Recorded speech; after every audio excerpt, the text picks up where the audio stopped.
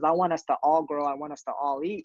But one of the biggest thing that we are lacking, and I think we could do a little more of, is trying to lead generate. And of course, that's going to cost money, especially when you don't have it organically, right? And I think the factor number two is content creation, right?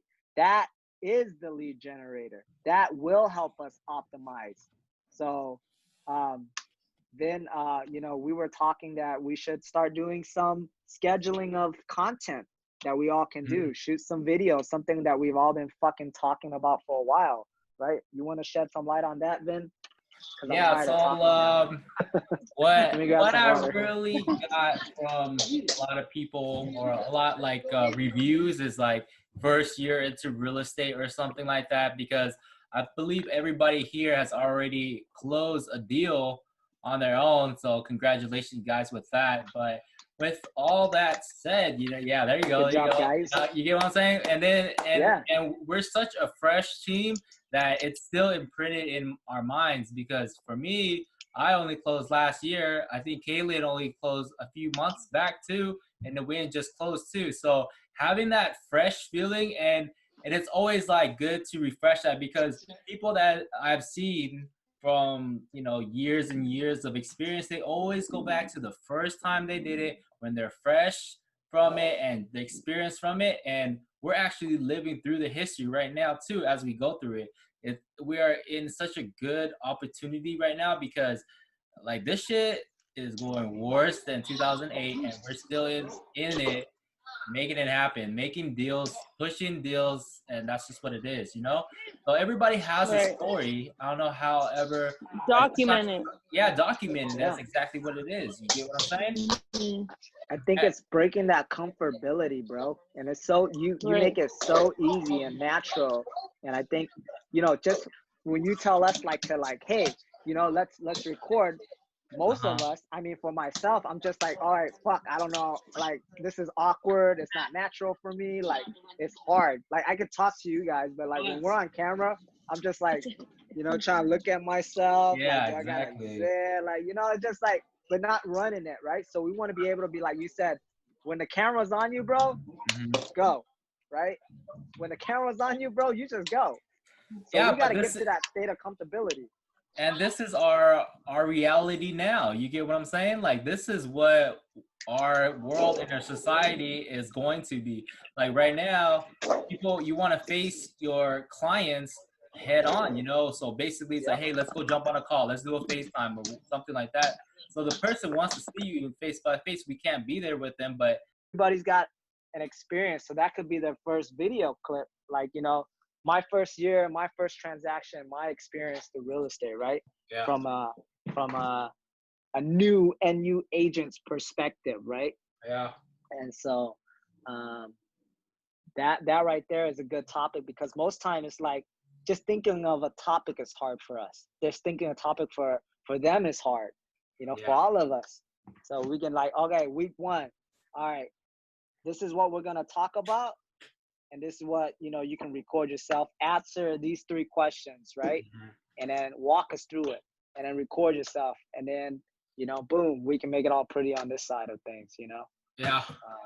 These things take time, like I've been doing it I'm looking back and I'm like, man, I've been doing this for like 2 years or 3 years. And that's when I started getting comfortable with the camera now, So it takes time, dude. Like, it's just one thing at a time. Because the first time I was just like, I had to be like, plastered and drunk and be like, okay, we're gonna do this video thing right now. But as I evolved it, now it's like, okay, cool, this thing is like more than what I thought it was gonna be.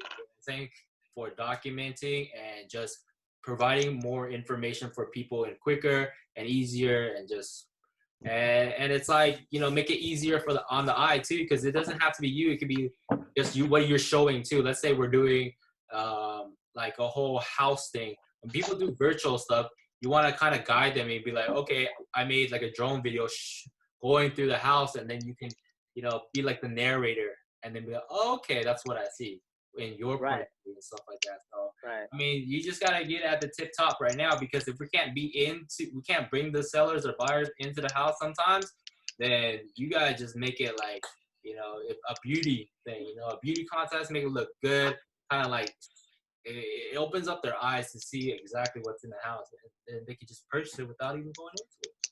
You know what I'm saying? Yeah, That's what I see think for a too. lot of people, yeah, it does happen, bro. So there's a big misconception. Like, do people buy like without seeing the house? Like, some of them do, and some of them buy expensive ass homes without ever seeing the house, like up to $1 million plus, especially like in the Bay and the San Jose.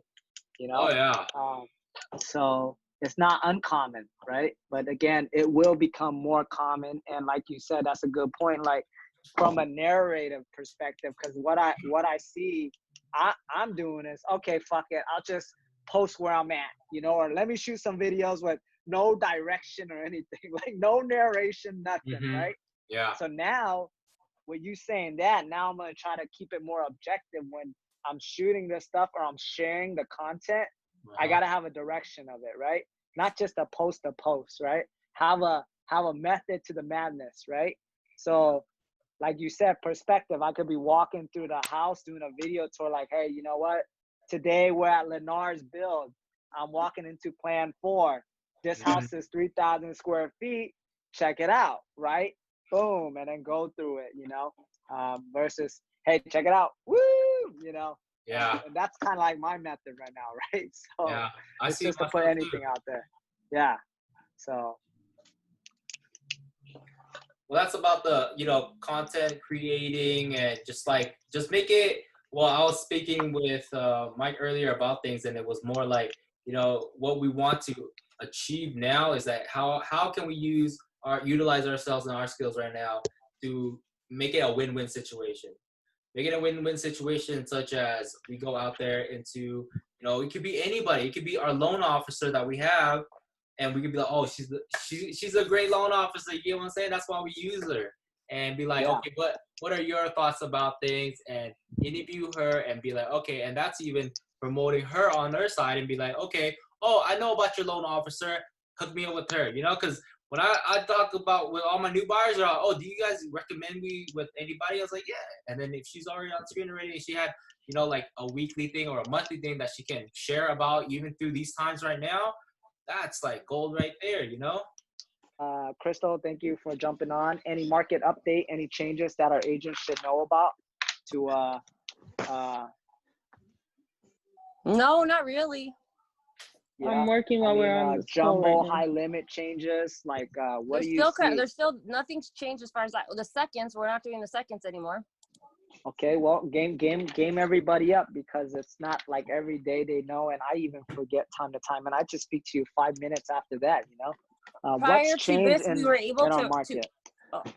Prior to COVID, we were able to pull out. A client was able to come in with 10% down, and we were able to carry a 10% HELOC behind our first loan to make it look like it was 20% down. So for one, that would avoid mortgage insurance, or two, they could even carry less than 10% down just to bring it to the conforming loan limits, so we wouldn't be in jumbo territory, since out here in the Inland Empire, we have only two things. It's either conforming loan limits or jumbo loan limits. So we don't have an in-between like Orange County and LA has high balance. So that is to our disadvantage. And so we would use the up to 10% HELOC to leverage that. But that has now been stopped. So realistically, we're back to, like I said earlier, back to the basics. You either have an FHA loan or you have conforming loan amounts of out here 5, 10 and under. You're putting down 3, 5, 10, 20, whatever. But once you start getting up higher into the jumbo, back to the basics, it's 20% down. You guys, any questions with that? Like, make sure you grasp, these are the basic lending questions that clients will ask you, and we should all know this. So because before, definitely I know take you would have advantage of people this. ask like, can you do a jumbo loan with 10% down? And before, yes, we could. Now, no, we can't. Before we could do a 5% down, right? Yeah, 5% down, not anymore. Yeah. Now so it's 20% down on jumbo, or you have to bring it to the loan limits, the conforming loan limits of our area, 5, 10 for conventional. Okay, so just a regular loan would have to be 20% down? If it's jumbo, if it's anything over 510. What's over 510? What do you mean by that? Like $510,000 sales price? Yeah, in sales Loan price. them out. Loan right? them out. Loan them out. Sorry. Okay. Loan them out. Wow. Okay, so anything over that, then they have to put 20%. Anything under that, they have to put 10%. Yeah, and then, well, then of course, you know, FHA only goes, I think, up to purchase price is like 488. $465. I think is the purchase price, max. Okay, I kind of remember that. Oh, but price? VA. Oh, but Wait, I VA thought has we were no at cap. 488. VA has no cap. VA has no cap. Oh, I'm actually dealing with the VA right now. I know you Yeah, are. you are. Oh my gosh. We're putting, okay, so this is my update on this one. We're putting in deals, we're putting it in every single week, and we're getting outbidded by cash buyers or From people that- China. Just kidding. I don't know. They're coming in, Yeah. and we're coming in at price. I You think know what I'm saying? the key is coming in at price. Me and Mike were talking about that. The at price, I think you're gonna get asked out. Yeah, that's the thing. That's what the trend is. Like the low inventory right now and how it is at ask, you can't go ask anymore. People, so low inventory, people are going higher. They want higher. Does he not want to go above? Ask. Well, is it him? No, it's not him. It's them. They're just like, okay, cool, but we can put it in a backup No. Like offer. moving forward, so he'll be willing to submit offers that are above ask price. Oh yeah, I think Okay. so. If it gets to a good point, then we're there. I think that needs to be your new strategy. Talk to Mike. Yeah. Motivated. He's serious, and I think if there was a house that he's willing to pay more than list price, he'd do it. Mhm. Based on my one interaction with him. Yeah, And- Vin just said he would do it, so I think Vin Yeah, needs to so- guide him to do it. I Yeah. think Vin's on it. I think it'll be shortly before he pops them in. So Yeah. that's This pretty week, cool that Vin. VA has no fucking this week. This Yeah. week, Vin. Damn, this week. Yeah. Yep. It might happen. It's going to, not Mike. working- I'm already working this. claiming it. I'm working This, it. no, you we know? don't do mics, remember? Mike? Yeah. No mics. We don't do mics. So No, that's cool. So you notice that you're getting outbid right now, and that is what me and Crystal was talking about. Anything at list price right now, or anybody like kind of like, hey, let me add to that. So I got buyers, we'll work them all, and then right now what I do see the trend is this, guys, that don't expect them to fucking counter you. Right now, these yeah, that's sellers, what you're bro, saying. Yeah. Oh my Yeah. god. they're not countering. Like they're Yes. going for the highest and best offer. So to piggyback on what you said, Vin, and what you said, Crystal, Uh-huh. we have to go our Above. highest and best up front. Given every buyer has a different kind of threshold on their comfortability, they're gonna figure that out, and we gotta do our best to kind of nurture that, you know. And then each buyer is gonna be different, right? Like Mhm. Fonta, he's probably like, when I see that house, I'm gonna pull the trigger. I'm gonna make sure that, you know, I get it, right? Mhm. Alma, Crystal, is the same way right now. They're like, you know what? Like, we're not gonna fuck around. Let's go ahead and make sure. Like, forget what we know. You tell us, What because to do? they You are guide also us. You lead tired. us. Yeah. Yeah. Same thing with Naveen. Like, we had some shady as fuck happen Yeah. where the broker or the agent has said, oh, you know what? My client is feeling ill. And then the next day the house goes pending. I call this motherfucker up. I said, what happened? I thought your clients were ill. He's all like, well, they had 20 offers, so they didn't feel well to do more showing. I said, where the fuck did you fail to like mention that you had 20 offers when we said we wanted to see your house and you said they don't feel well? Like, there's a miscommunication right now. Or how about right? the Laura one? That one too. She goes and, you know, we sent them an offer. Client already seen the house prior. Client didn't want to work with them. Client already said they're not exclusive to anybody. She did that with me as well in the beginning, you know. I was like, no problem, cool, you know, make sure you have your option. It's good to try to find out who you want to work with before you decide. So she put that up front, you know. We were the ones to get her cross-qualified. We were the ones who also showed her properties. But as far as getting her and moving that needle forward with her, we were the ones doing that, okay? So you guys understand that there might be a misconception that, you know, oh, well, I opened the door for this client, you know, that should be my commission. In the eyes of the court, the way they see it is the person or the brokerage or the agent that should be getting that commission is the one is called the procuring cause. Are you the factor and are you the reason that made this deal happen? So a lot of agents think that if you open the door, that's a good enough for a procuring cause. There's more to that. Yeah. But again, it's going to be up to the courts or a mediator to decide, right? And, you know, obviously when we sent her offer, she said, oh, well, I was working with this buyer and I didn't get into it. She's like, how much are you going to break me off on your buyer's agent? Disregard that, submit the offer anyways, right? Because at the end of the day, I want to, you know, hey, try it, you know? You know, I already spoke to the client. I have messages. The client doesn't feel comfortable working with you. They don't trust you. Number two, like, how far did you go? All you show was property. Well, we got the client pre-approved. We've been working with her. So these are some of the things, guys. Don't be scared when a client says, or an agent try to hit you up for your money, for your hard work money, right? Saying that, oh, you know, this client, I've already worked with this client. Because sometimes clients aren't loyal. It happens, right?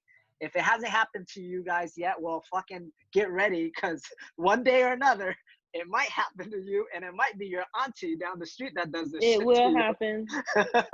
Caitlin says it will happen. You know, and Caitlin has a little bit of experience with that, but, you know, that will be for another topic. But, you know, Yeah. when we expect it, when you expect things in life, you won't be too disappointed because you already expect it, okay? But nonetheless, that's what we're seeing. Don't expect the counter. Sellers are just as scared and highly motivated if they're willing to sell right now. And just like buyers are willing to buy right now during COVID-19. These are two highly motivated individuals, right?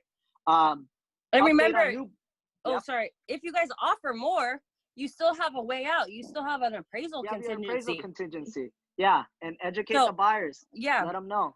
Don't be scared. If you feel like, you know what, it's overpriced, like I like to tell my clients, hey, it's okay. The main thing is we want to get our foot in the door. We want to get the seller to work with us, right, first. And that means that we have to offer and win the bid, right? I get them mind into like it's a fucking auction. I start getting them, like, we have to do what it takes to win the bid. If you really like this house, right, offer $10,000 more, because that worst case scenario, if the appraisal comes under value, you have room to negotiate, right? So that gets them going, because at the end of the day, financing $10,000 more over the life of the loan for a house that, you know, they finally said this is the one, it's probably only $70 difference in their monthly payment or less, you know, at best. So probably sometimes like people $30. lose sight of, exactly. Some people lose sight of that, right? So just remember to try to encourage them to go all out up front, you know? And so that now these buyers are understanding after getting fucking bidded multiple offers during COVID-19. Okay, so the market's getting hot again, guys. You know, the month of March, I mean, we were cool. We were moving maybe 2 or 3 multiple offers on our listing. Now the month of May, because April kind of slowed down, the middle of April, and then now May for what I'm feeling is that it's hot again. It's hot again, you know. So another buyer asked me, should I wait? What do you guys get that? Should I wait for the market to crash? And I said, well, let me ask you, what are you waiting for? Well, I mean, a better deal. Well, I mean, we find good deals right now. You know, let me ask you a question. Like, you know, in reality, how much of a discount are you looking for? Is it 10%? Is it 15%? Let's say on a house of $300,000 and you're waiting for a 10% discount. How much is that? $30,000? Well, do you understand how interest rate works and how pricing correlates with the market? And you go back to that. When prices go down, what do you think happens to interest rate? And ask them. They're going to tell you interest rates go up. Okay, say it goes up a point. Do you know what that does to your loan? That $30,000 that you saved up front has cost you now $100,000 over the life of the loan. Okay, not only that, you lose purchasing power. When the interest rates is low, you can qualify for more, right? Because of your debt to income ratio, right, Crystal? And then now that your interest rate goes up, you qualify for less. You see what I'm saying? And your monthly payments are higher, right? And for any investors, or like they want to consider home buying as an investment, okay, how do you bridge that gap between investment and home buying? Well, you're not really buying a house for appreciation right now. So what's the next best thing is possible cash flow, future cash flow when you rent it out. Your monthly payment is lower. You get closer to that market rent. Now it's an investment. Now it's not going to bleed you every month. Now it's not a liability, right? And then when you break it down like that, they get it, because people get emotional. Home buying is an investment. Not necessarily, because you can buy a house that is not a good investment. You can buy a house that the mortgage is too fucking high. You can buy a house that you bought at the top of the market. And not only that, if you get stuck in a rut and nobody's really buying and you can't really sell it and you can't really rent it, you're fucked. You know what I say sometimes, depending on my audience? I've honestly said, that's like, is there ever a perfect time to have a kid? I like that. Is there ever a perfect time to have a kid? Right? When you're drunk and lit. Drunk and lit. But really, that's like asking, there's never the perfect time for that either. Yeah, that's a good one.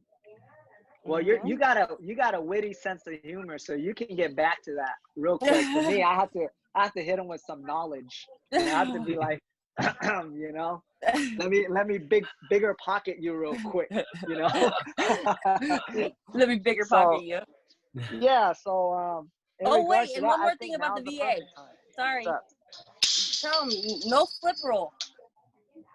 No flip roll. That's big, guys. You guys know what that is? No. Kaylin? No, what is it? Okay, flip roll. So anytime we flip a property, guys, we are limited to a 90-day rule that offers FHA can bid on them. Well, VAs are exempt. They can go ahead and bid on these flip properties. So remember that when you're showing clients a home that just recently flipped, that's why be aware. I see y'all learning shit today. On FHA loans, they're restricted from making an offer within the first 90 days of the house being acquired. Yeah. So go back and look at the realist tax or when that home was acquired by the investor, because that may possibly mean you can't make an offer on there. So you might go like all gun ho, like this house is beautiful and my clients are going to love it. And you find out that, you know what, they flipped it within 30 days. I can't even make an offer on that. It's off of the recording date too, remember? So it's from when they purchased it? From the recording date that investors purchased the property, yes. Mm-hmm. Okay. When it recorded closing. Got it. And you guys can find that on Realist. Okay, go on your MLS, go to Realist, type in the address, pull up the tax roll, and it'll tell you the closing date. But okay. And be careful because I've seen it where, I don't know, for some fluke shit happens and that doesn't record till like a month later. What? So yeah. What do? You pull up that first, you have title run it or what? No, you have to go off of the last recorded date. No ifs, ands, or buts. Yeah, so what's your recommendation if you went on Realist and you said it didn't record till a month later? Oh yeah, no, I would go on title. I'd pull it off of title actually. Okay. Or no, you would just go on Realist and then you would see, oh yeah, I think this is a flip, and just send me the address and I'll find out for you. Okay, so there you guys go. 2 resources right there. Realist, and Crystal Lamb says that she will fucking take initiative when you guys send her a title pool, okay? Yeah, to see if it's a flip. What do you mean by when you say did a property list as a flip? How do you know it's just like it's a remodel that considered flip? The seller will usually be an investor as well. Anything that is acquired within 90 days for resale. Oh yeah. So it had nothing to do with the remodel because you say flip. That's a status change. How do you identify the flip? You look at the proper. Yeah, change of ownership. So. I mean, here's the thing. Majority, bro, let's just make it easy. If you see a house that's renovated, most of the time it's being flipped. So just pay attention to the date that it was acquired. That's all. Because if we want to get into detail, investment companies. Yeah. And most time we want to get into detail. Like sometimes, I mean, I'm sure it's a rare anomaly where you might find a home that doesn't look like it's been flipped, and then but there has been a transaction that acquired between an investor and a buyer or a seller.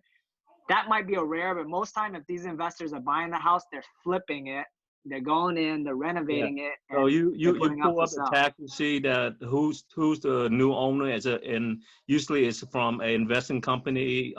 Something LLC. Yeah. Okay. Yeah. And you know new what? asset Now that I'm management. thinking about it, LLC, we might you know? start to see more of that. Dude, fuck. Oh, See, what's more fuck of that? yeah. Okay. I just saw a foreclosure REO Yep. in San Bernardino, and I have seen a short sale approved and an auction all within last night. And So when's the what last does time prior that to that tell have you you? seen that? Fucking during the housing crisis. Mhm, I I'm just haven't thinking seen about an that right now. You guys are REO. gonna I come across haven't this a seen lot more. homes that were boarded up that look like RoboCop home. And I seen it. You know, I'm seeing it. And again, I've been reading articles I've been sharing with Crystal, so I'll share it with you guys too. That let's just wrap our heads around this real quick with everything that's going on, so we're kind of aware. You know, people are going on to forbearance payment programs and delayed, you know, payments and whatnot. There's about 36 million Americans that are unemployed right now. Let's just say their forbearance, and for you guys don't know, forbearance is deferring your payment or pushing it back, you know, for a short period of time, right? And some companies are different the way they handle the forbearance, right? Some will tell you pay in lump sum if it's a federal loan. You don't have Once to. it's over. Once the Yeah. grace period's over. But it depends. So make sure whoever clients is asking you about it, just tell them to make sure whatever they're getting, it's in writing, because there's been history tells itself, bro. These servicing companies aren't always legit.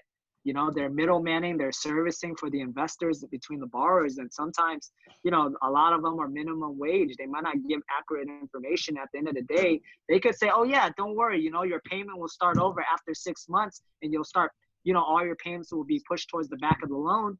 In reality is they might not be covered by a federal loan, and the investor might call it due and say, fuck it, I'm going to foreclose on your house if you can't pay me the 6 months that you're behind. Right? Rosa, she was So- gonna do a forbearance agreement, and she called and they told her at the end she had to pay all 4 months, so she didn't do it. Same thing. Yeah. So it's going to be dependent, right? And here's Mhm. another thing. It might fuck up their possible refi too. We had a So it's couple gonna of depend clients who on were who. like, The crazy part what- is not who services the loan, but who the investor is, who owns the note. who owns the note? But I'm saying the factor of the servicing part too, because you might not have someone who's competent, is what I mean. Oh yeah, for sure.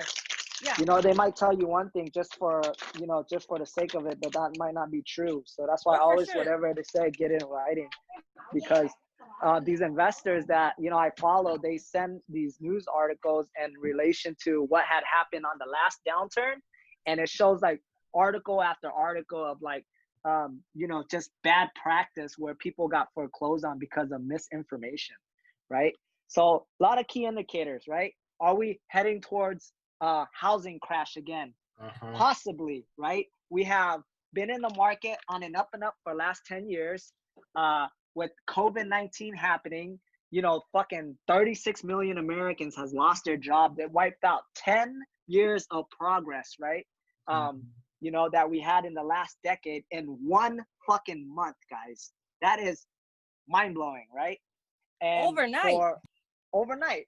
And then here's another thing. Like, they say recessions for housing, like the market usually lags behind the stock market and everything else, and generally takes about 18 months to 24 months, so almost 2 years, like a year and a half to 2 years, before we feel it in real estate. So let's say the stock market's bad. I'm sure you guys hear all this shit, and then later maybe it trickles down, you know, a year or two, then real estate gets bad, right? Well, they said that last time when the stock market crashed, it took 3 to 6 months before it started like doing that domino effect. Yeah.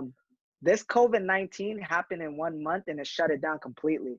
Yeah. So right now, I think we will feel the lag a lot faster than 12 months or 18 to 24 months.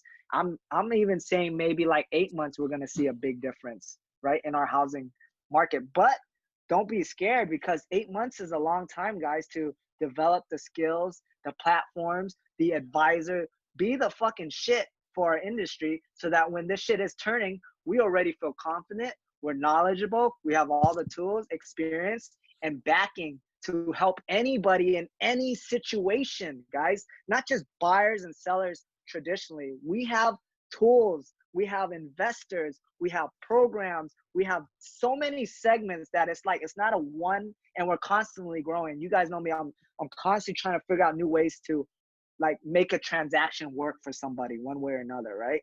So it's just like, oh, if you don't fit this box, I'm sorry, I can't help you. Not true. We have a lot of other options for them, you know? And just be prepared. Don't be scared that things are changing, guys, but we stick together, we learn together, we grow, and we eat together, and be excited. Because I promise you guys, even for myself, if this didn't happen, maybe my time for success is going to be a lot harder and more competitive than it would have been without this thing happening. This thing happened is a miracle for us because it just eliminated a lot of our competition. You feel me? Like, there's less people calling, there's less people farming, there's less people putting out content, right? Even though you still see it, but there's less people trying to do something because they're all sitting back. 90% of them are sitting back waiting for something to happen for them, right? Where we can flip that and go out and do our thing and get it going for ourselves. You know what I'm saying? And take advantage. That's why, like, dude, I fucking FISBOs. I'll tell you guys right now, I've never done a FISBO. I've never done a FISBO during a pandemic. I've never did 2 FISBOs back to back. I got so fucking excited close these FISBOs or closing them that I just stopped calling. So again, right? What's the name of the game? Consistency. Did any of you guys hold me accountable? No. You know, none of you guys said, Mike, what the fuck? Okay, you got 2 FISBO. Why'd you stop? It was working for you. Because what? I got complacent. I started thinking about other because shit we that had was going we gave on. you some empathy. We had empathy for you because you had a baby, so we kind of let go. No, fuck that. No empathy, baby or no baby. I'm still fucking, you know. And that's kind of the accountability I want all of us to share. Like, thank you for the empathy, but you know, my baby needs to eat, so you guys got to remind me, like, let's get back on it. And by not only holding a schedule for all of us, more so you guys, when I put that shit out there, you guys get the ability to hold me accountable to my goals and my schedule, regardless of how hectic my life and whatever excuse I can make up. You know what I mean? Because I'm sure a lot of us can make up pretty valid excuses all day long. You know? So, and that's a weak mindset, and that's not a disciplined mindset. And that won't get us one step closer to our goal, which is to be financially free, okay? To take care of whoever, our family, ourselves, our future kids, our future wife, our future husband, like whatever the case may be. You know, now's the time to set the foundation more than ever because the playing fields have leveled off for us. I'll see you later. You know, it's leveled off. Do you think, bro? You coming over or what? Oh. So like you, where you going? Oh, I gotta head outside. See you later. Oh, okay. Oh yeah, Mike. So piggyback on what you say, you can have a million excuses, but there's no one good reason. Yeah, find one. All you need is one. I don't know You don't about have you one. guys, but I do. Mine is my family, a reason to do what I do. It's not an excuse not to do it.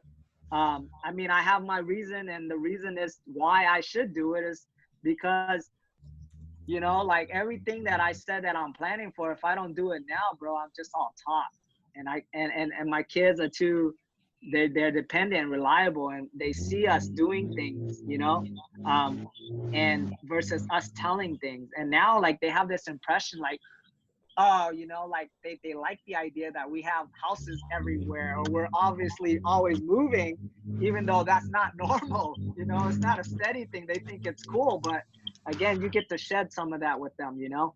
And so whatever you guys are doing, your audiences, your social media, your friends, your peers, when people like, you know, they're not going to tell you every day, they may, but they're watching you.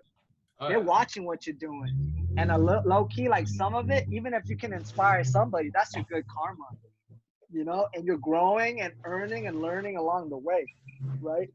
But again, back to what's going on. If we don't take advantage now, bro, and the market gets better, guess what? That means everybody's coming back and trying to do this thing. That means they're taking up market share. They're taking up your bandwidth on social media, right? Because now it's good. Everybody can do it. Well, what happens when it's bad and there's nobody, you can't host an open house? How are you going to get business? All those agents are gone. The ones that were like getting one or two or four deals from all these open houses, they're gone. But the buyers and sellers are not. Right? Now, all you guys have a different way to strengthen your lead generation, your skill set, how to build this clientele, this sphere of influence, right? Until it becomes organic and long term. And so find out what it is and stick to it. And don't get crazy. Pick 2 or 3. That's it. Whether it's I'm going to constantly post about real estate and I'm constantly going to spend money on ads and I'm constantly going to promote myself, right? Just stick to those things. Or I'm going to constantly make phone calls. I'm going to constantly check on my database, whatever it may be. Stick to 2 or 3 things and then measure it. And then double down on what's working, right? Because if we don't try it, we'll never know if it works. If we do it as a stop, start, and go, then it'll never be something that's measurable for us to figure out what do we need to double down on. Like, I went to Intero, guys, and I at first it was like, oh, prospecting. And I try to get on the scripts and expireds, and then I stopped nurturing my database, which was feeding me 70% of my deals. I was spending more time trying to find new fucking people when all I got to do is talk to my old fucking people, Oh, yeah. So that's the misconception. You only supplement what you're already lacking. So focus on the nut of it. Focus on what's working for you. If you feel that, what, my database, my people I know now is like constantly reaching out to me. I'm going to put them into my top tier of marketing.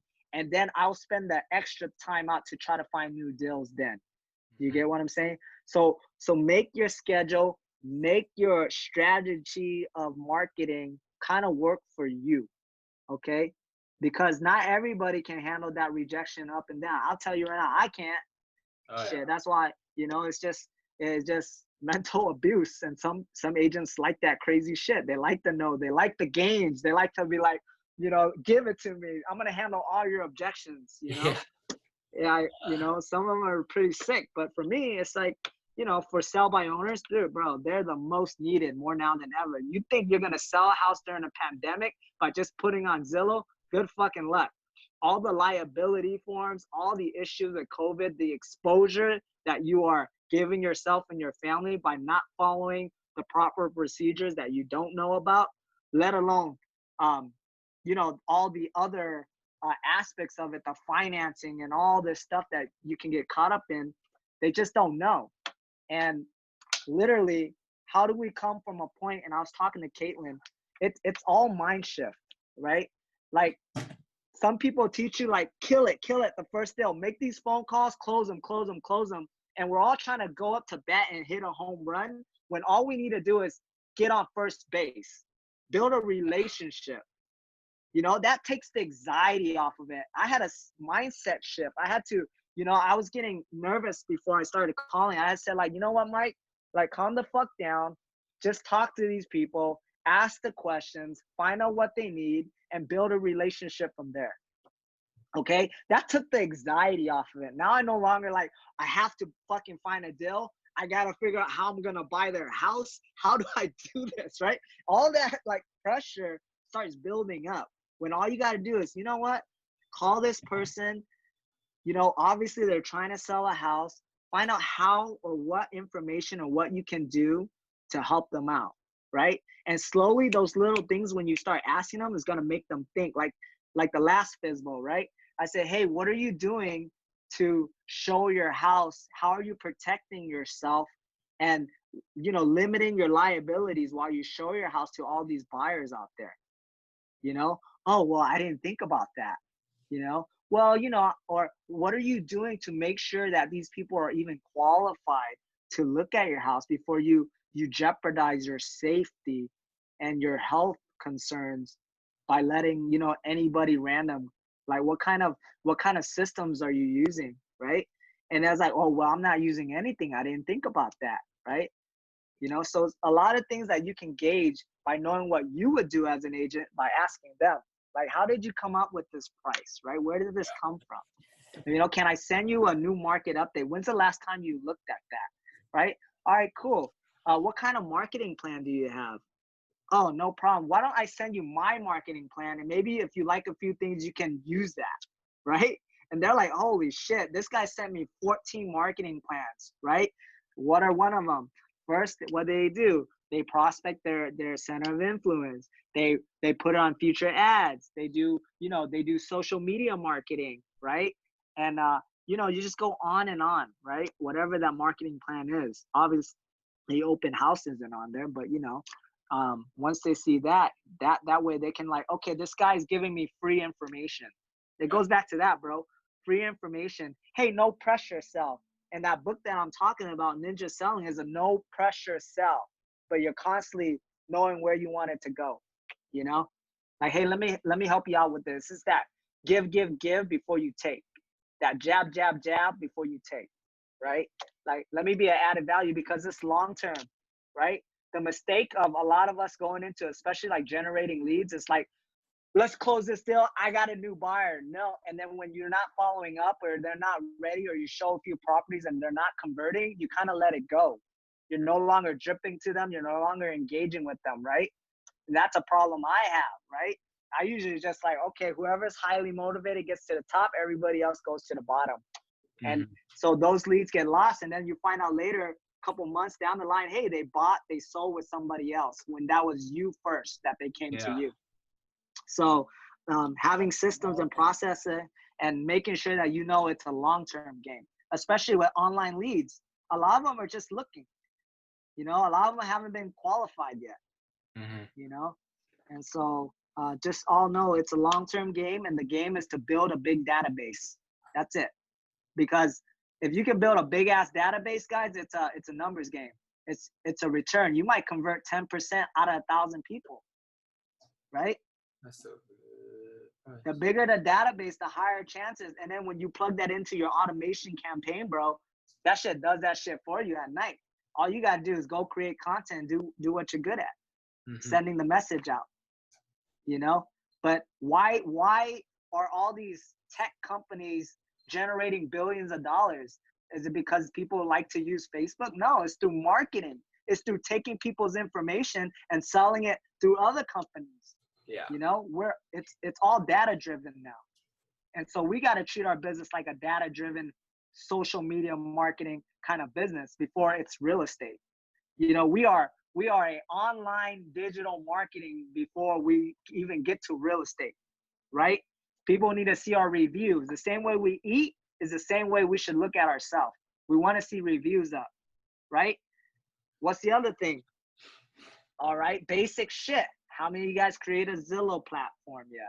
How many of you guys ask your people, make it a point, guys, from now till set a deadline, the end of the year, or target yourself. Every month, I should get at least 5 reviews. If my auntie or my neighbor or my friend down the street asks me about real estate, I'm going to ask them to give me a review, even if they don't buy or sell with me, and then give me an address. So here's my link on Zillow. Here's my link on Google. And then give me a review, right? Those 2 areas, that's it. That's all you need to do, right? So that way, the whole misconception for me before is I have to close a deal before I ask for a review. Nah, bro. Anytime they ask you about a question, even if it's about financing, hey, bro, you mind if you give me a review? Oh, hey, was that information helpful? Hey, by the way, why don't you help me out with this, you know? And then shoot it to them, right? 5, do the math, bro. 5 a month. Times that by, I don't know, 6 months left, 7 months, that's 35 reviews. That's most than most agents. And then it's compounding, you know? Don't wait to close the transaction if you don't need to get a review. And these reviews matter because that's how people shop. We can get all the referrals, but right now I'm even seeing like people want to look you up. They want to see who they're working with.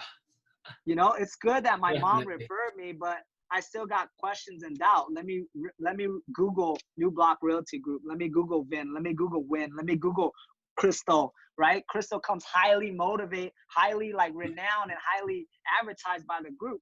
Let me see what other people are talking about her. You know, same thing with Caitlin. Anytime we can get a review up, guys, that shit is reinforcement, you know? And then they see our YouTube videos. Fuck it, how we look like, that's cool. We can look like however we want, but if the content and the knowledge is there, people will watch it. Right, Vin? Yeah. People watch you all fucking day. As soon as you don't post something, people are concerned. They're like, where the fuck is Vin? Yeah. What's going on with Vin? I get 20 messages. Where's Vin? Is he okay? I'm like, he's probably fine. You He's know? probably out there. So it's because you do it consistently, bro. And that's the magic thing, you know? Do anything consistent, you're going to get good at it.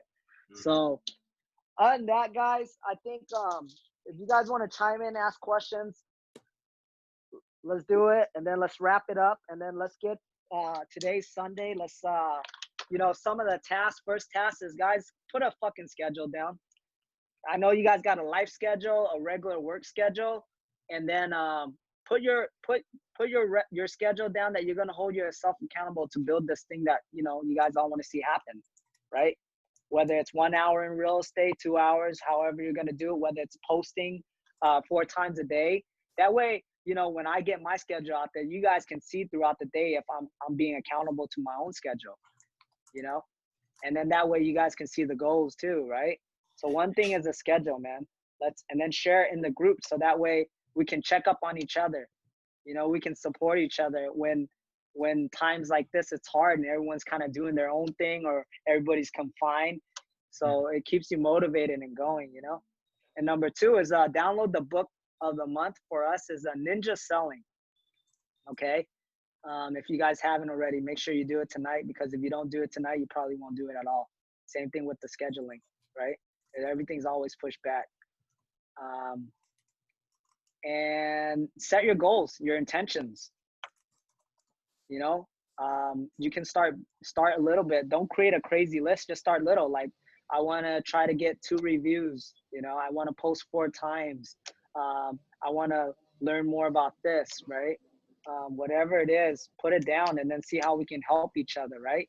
I might be going to Vin and ask them like, hey, bro, like, I'm curious about this thing, So. Yeah, for sure. Let's do that.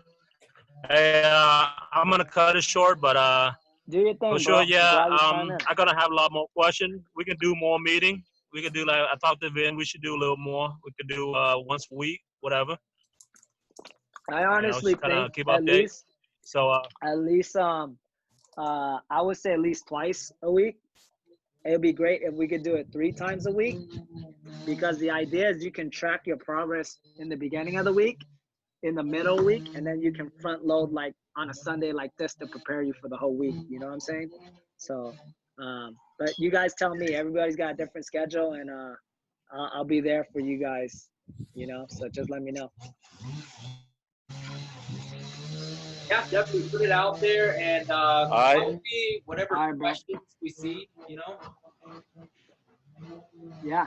So make your schedule, put it out there in the group, download Ninja Selling, and hopefully we can get some good feedback from each other about the book. Yeah.